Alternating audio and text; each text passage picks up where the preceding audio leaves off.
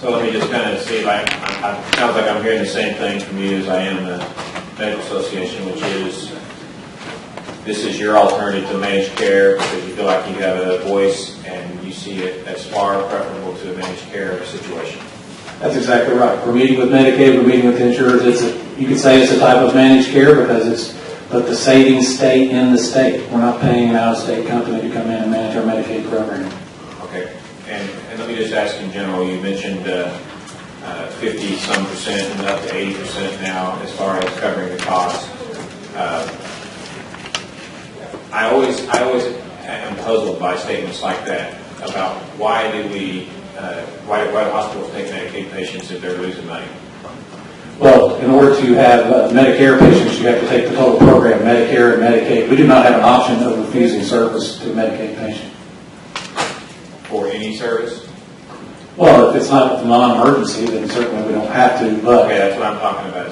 Obviously, they show up in the emergency room, but I'm saying and I don't know what percentage is that. I've heard numbers of 30 or 40%. Does that sound about right? 30, 40% in that are emergency services versus other traditional hospitalization services? That sounds a little hot, but I'll have to get you a number on that. I guess that's what I'm asking you is, as a business, particularly a for-profit hospital, why do they take non-emergency services? Is it because they have to get Medicare as well? Well, I think what you're seeing in the emergency department care for hospitals right now is a change in the way they do business. Certainly, we have to assess those because of EMTALA. Anybody who comes in, we have to assess them. If it's non-emergency, hospitals are now trying to move those patients to their primary care physicians. We're trying to, as you see, urgent care clinics are opening in different areas across the state, so hospitals are partnering with those or owning those, being part of those. So referring those to the urgent care clinics is another alternative rather than having non-emergency care. But I think there was a concern by you about the emergency department visits increasing under the private option, but private option does not pay for non-emergency care, so that's not. Okay, well, I'm coming back to, though, at the end of the day, do you have a choice? Do you have to provide service for non-emergency situations, hospitalization? Is that a decision that you can say no to? Yes. All right, so, and if you're saying that you're getting 50 to 80% of your costs, so you're losing money on every single one of those, why does a for-profit corporation continue to take patients that they're going to lose 30% of their money on?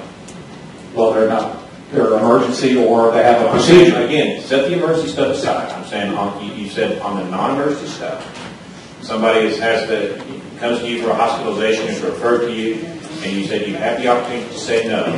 What I want to know well, let me preface that. You have the opportunity to say no if it's at the emergency department. If a physician refers to a hospital and the hospital provides care, they're not looking to see who the payer is. They can't deny it based upon payer. So a Medicaid patient, yes, we would see a Medicaid patient in a hospital. So do you have the choice, yes or no? I mean, are you telling me, I'm not trying to be antagonistic. I just want to answer. I think I didn't have it right. So no on if a physician orders a procedure in a hospital, then yes, they have to provide it. Again, we'll go. I don't want to continue. I'm just, as a businessman, if I got a segment of my company that is losing money, I either change the rules or I don't continue to do it. Right.